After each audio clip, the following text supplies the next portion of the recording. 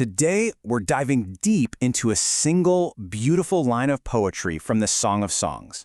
And believe me, it holds a powerful truth about focus, beauty, and where we find our worth. But before we get to the verse itself, let's just start with a huge question, one that we've all probably asked ourselves at some point. What really is true beauty? Just keep that question in the back of your mind, because the answer we're about to find might not be what you expect. All right, let's get into it. This is the verse, spoken by the king to his beloved.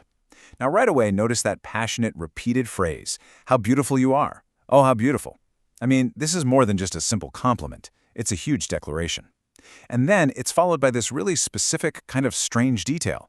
Your eyes are doves. And that right there is our big question.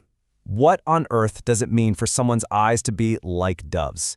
This isn't just poetic fluff. It's actually the key that unlocks the meaning of this entire moment. You see, to really understand why this compliment is so powerful, we have to look at where the maiden was just before this. She was, to put it simply, lost in a world of distractions. She was dealing with a lot of insecurity and what we could call the problem of peripheral vision. Her focus was just scattered. You know the feeling? Constantly looking around, full of anxiety and stress, always wondering what other people think, comparing herself to them. Her heart was being pulled in a million different directions, living in the chaos of the periphery. But then something changes. I mean, it really changes. There's this radical shift in her focus. She goes from that scattered, anxious way of looking at the world to a totally new way of seeing. A focus so pure, so intense, that the only way the king can describe it is dove's eyes. Now here's where it gets really cool. The biology behind this metaphor is perfect. Think about a bird of prey, like a hawk. It has incredible peripheral vision. It's always scanning, always looking for danger, always looking for opportunity. But a dove? A dove is different. It actually has a singular focal point and lacks that wide peripheral vision. It's the perfect natural symbol for totally focused, undivided devotion. So this one little phrase, dove's eyes, is packed with meaning. There are at least three incredible layers here. First, it's about single-mindedness, a heart that is just fixed on one thing, no longer pulled apart by the world.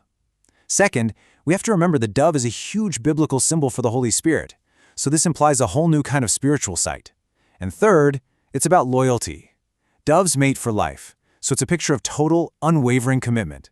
And this idea connects so beautifully with something Jesus himself said. He talks about the power of a single eye, saying that when your focus is pure and singular, your whole body will be filled with light. That's exactly what's happening to the maiden.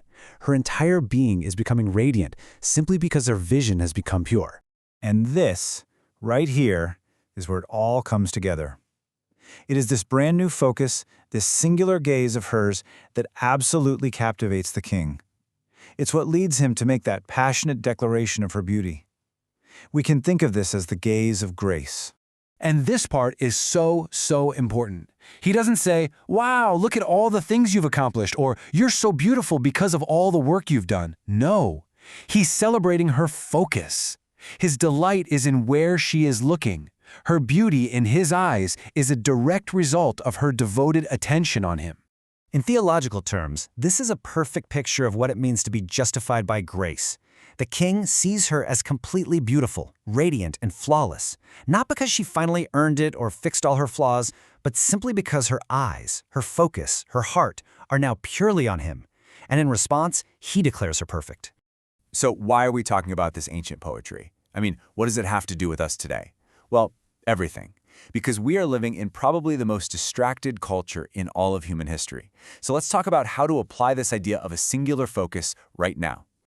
So how do we get these dove's eyes for ourselves? Well, we can start by practicing the one thing principle, just intentionally focusing on one thing at a time. We can filter our vision, being really careful about what we give our attention to.